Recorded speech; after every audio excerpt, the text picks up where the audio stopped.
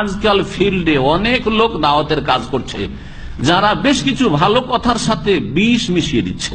জি, যেমন একজন গুমরা ইংলিশের সে বড় একজন স্কলার বা সে হচ্ছে স্পিকার, সে বলছে কোরআনে কোথাও তৌহিদের কথা নেই। ও নাম্বার ওয়ান জাহেল, নাম্বার ওয়ান জাহেল। ওর নাম হয়তো আপনারা অনেকে জানেন হয়তো।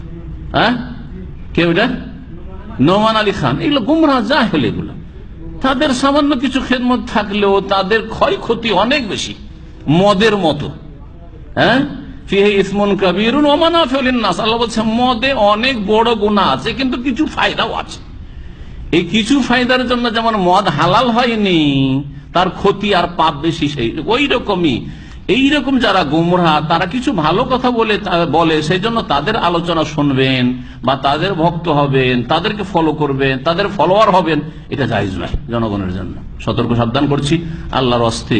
পা ফেলবেন, হ্যাঁ, পা বাড়াবেন সামনের দিকে, দিনের ক্ষেত্রে খুব সতর্ক সাবধান। আল্লাহ যেন আপনাদের সকলের হেফাজত করেন।